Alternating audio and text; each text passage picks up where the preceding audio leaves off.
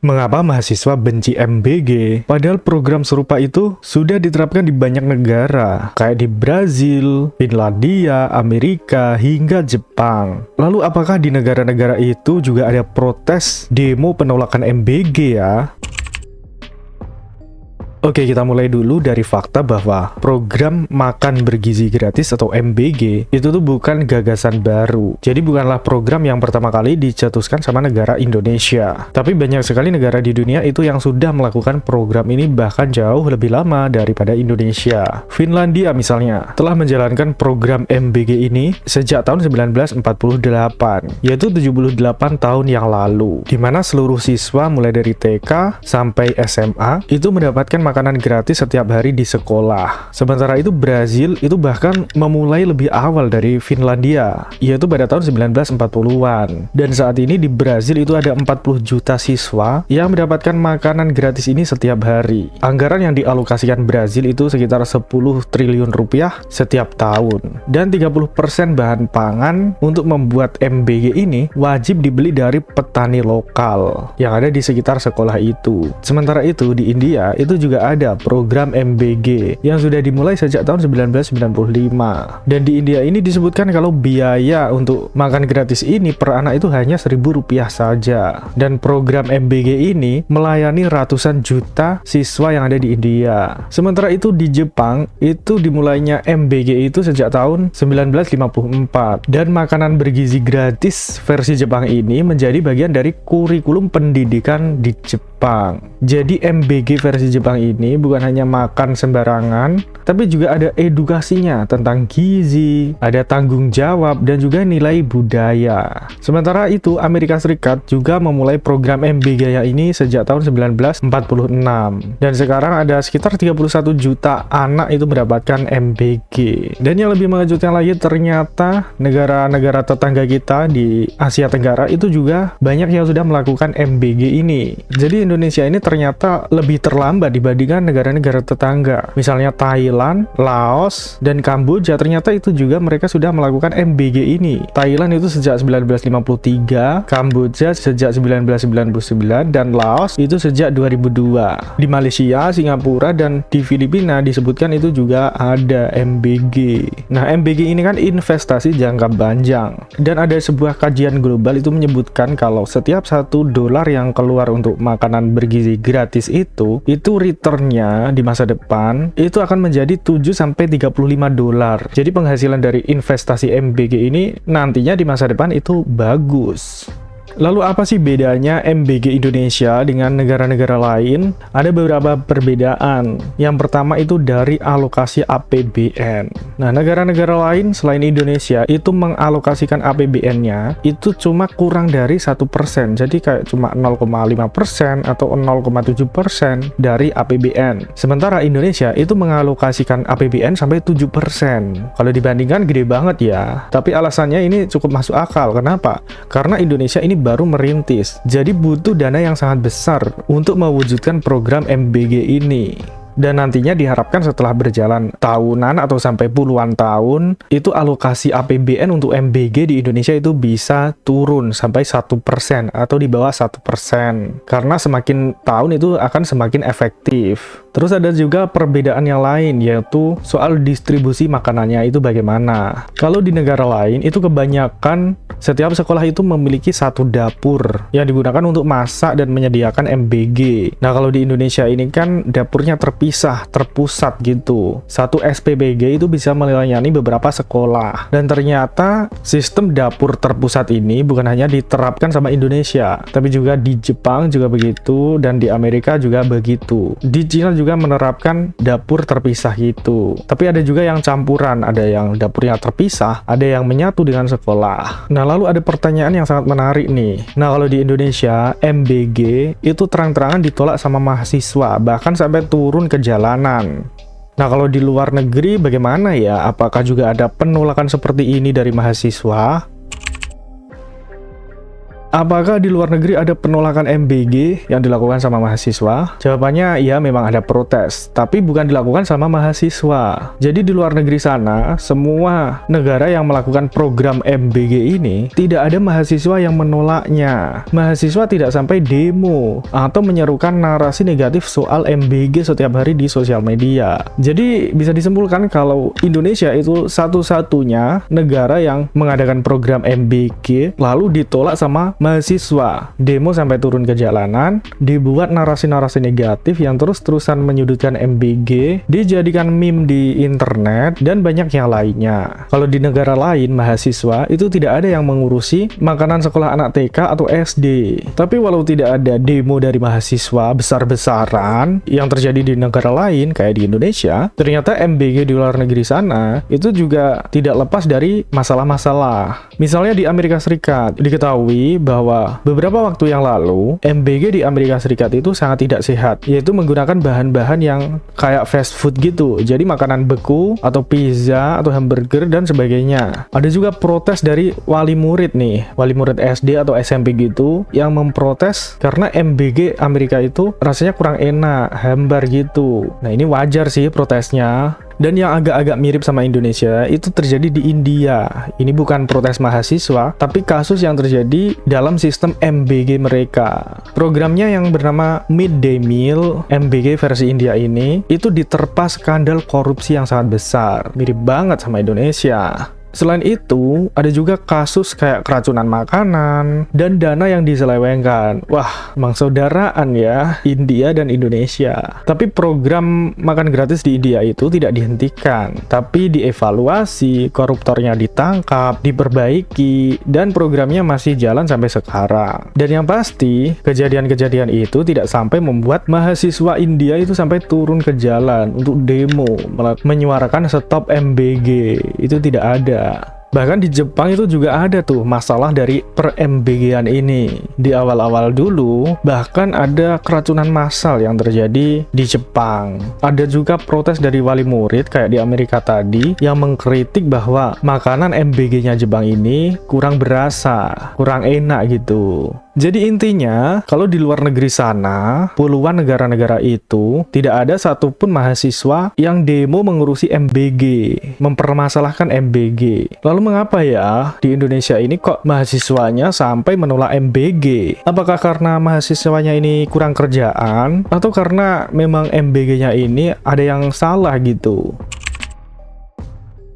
Menurut saya lucu banget sih kalau mahasiswa ini menolak MBG. Padahal sudah dijelaskan kalau MBG ini adalah investasi jangka panjang untuk anak-anak Indonesia. Tapi sebenarnya alasan mereka menolak MBG ini apa sih? Apa memang ada data dan bukti kuat kalau MBG ini menghancurkan bangsa? Aneh banget sih kalau menghancurkan bangsa. Jadi semua ini dimulai dari isu bahwa MBG ini merupakan pemborosan APBN dan isu pengurangan anggaran pendidikan karena MBG ini, hingga kekhawatiran korupsi yang terjadi di MBG.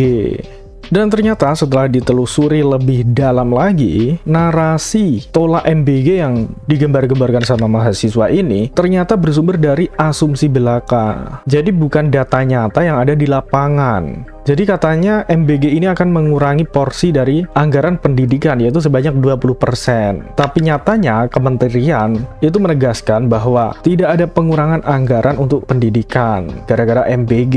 Jadi itu asumsi kan. Jadi itulah keanehan alasan dari mahasiswa ini kok bisa-bisanya minta stop MBG. Sementara data mereka itu hanyalah berdasarkan asumsi. Jadi bukan data yang sesungguhnya. Kalau asumsi positif sih baik, tapi ini adalah asumsi negatif yang berupa kekhawatiran dan ketakutan yang terus disebar, terus didengungkan setiap hari di sosial media, bahkan akhirnya terwujud dalam bentuk demo ini. Dan sebenarnya yang paling mengerikan itu adalah narasi negatif ini. Kalau terus-terusan didengungkan, disebarkan, diedarluaskan narasi negatif tentang Indonesia, itu bisa berubah menjadi self-fulfilling prophecy. Sementara itu pemerintah Bahkan sebelum ada demo sekarang, itu sebenarnya sudah mulai membenahi MBG. Mulai dari ditangkapnya koruptor MBG, efisiensi anggaran MBG, sampai penghematan belanja MBG. Jadi apakah menurut mahasiswa MBG ini tidak ada manfaatnya sehingga mereka maunya itu stop MBG? Disinilah yang menarik lagi. Di tengah mahasiswa pada demo untuk stop MBG, ternyata ada demo lain nih yang malah mendukung MBG. Ada yang di Jakarta, di Yogyakarta, Jambi, Pekanbaru, dan di tempat lain. Itu pada menyerukan mendukung MBG ini agar tetap berjalan. Dukungan MBG supaya tetap berjalan ini bukan berasal dari asumsi liar seperti tadi, tapi berdasarkan data yang ada karena sudah banyak penelitian soal MBG ini yang baru berjalan sekitar berapa ya? 1 atau 2 tahun ya. Sebuah studi yang dipublikasikan pada tahun 2026 itu menyebutkan MBG itu secara signifikan telah mempengaruhi motivasi belajar siswa dan tingkat kehadiran di sekolah itu meningkat. Konsentrasi pelajar itu jadi semakin baik dan prestasi akademik pun ikut meningkat. Nah, inilah yang disebut sebagai investasi jangka panjang. Memang efeknya belum bisa terlihat signifikan saat ini, tapi nanti di masa depan kita harapkan dengan sangat anak-anak yang mendapatkan MBG ini itu bisa menjadi generasi emas Indonesia, bukan generasi cemas yang digembar-gemborkan itu di sosial media. Narasi negatif lagi tuh. Bahkan ada penelitian dari IPB, Institut Pertanian Bogor, di Kabupaten Kupang dan Serang, Banten, itu telah mengkaji dampak MBG terhadap penurunan angka stunting. Dan ternyata hasilnya sangat menjanjikan, khususnya ketika menu MBG itu diperkaya sama kalsium. Sementara itu menurut data Kementerian Kesehatan itu menunjukkan bahwa 21,6% anak Indonesia itu yang ada di bawah 5 tahun itu mengalami stunting. Dan program MBG ini terbukti secara global sebagai salah satu alat intervensi yang paling efektif. Organisasi kemasyarakatan di Kalimantan Barat itu juga menyatakan bahwa MBG bukan hanya perihal gizi saja. Program ini bahkan menggerakkan UMKM lokal, petani, peternak, dan nelayan. Jadi ada dampak ekonomi secara nyata yang terjadi di masyarakat. Bahkan Wakil Presiden Gibran itu telah mengajak 5 mahasiswa yang sebelumnya berdemo menolak MBG ini untuk berkunjung langsung ke Indonesia Timur, menyaksikan langsung pelaksanaan MBG di Ende, Gorontalo, dan Papua. Jadi supaya penilaian mahasiswa ini tidak hanya berdasarkan asumsi saja, tapi juga terjun langsung di lapangan untuk melihat data nyata dan faktanya itu bagaimana. Karena mahasiswa masa cuma pakai asumsi kan? Dan hal ini juga menjadi bukti bahwa suara mahasiswa itu didengar sama pemerintah. Bahkan Wakil Presiden sendiri loh yang mengajak mereka supaya tidak terus-terusan berasumsi negatif. Dan memang baiknya seperti itu. Ketika pemerintah membuka diri dan mau mendengarkan suara mereka dan mereka diajak untuk diskusi atau diajak langsung terjun ke lapangan, harusnya para mahasiswa ini mau dong kalau open-minded supaya mereka melihat fakta nyata di lapangan. Bukan malah kalau misalnya kayak kemarin diajak ke Papua malah bilang, lah kenapa harus ke Papua? Kan bisa lihat di film. Itu kan aneh ya. Soalnya penelitian itu harusnya kan terjadi langsung di lapangan. Dan itu memang yang harus dilakukan sama mahasiswa. Jadi sebenarnya MBG ini punya dua sisi yang tidak bisa dibantah. Dan kita semua harus jujur mengakui ini bersama. Bahwa di satu sisi MBG ini masih banyak masalah. Banyak yang perlu diperbaiki. Banyak yang perlu dievaluasi. Tapi di sisi lain, MBG ini juga memberikan manfaat secara langsung pada anak-anak sekolah ataupun warga yang mendapatkan kebagian dari perputaran ekonomi MBG. Jadi apa yang sebenarnya kita butuhkan sekarang?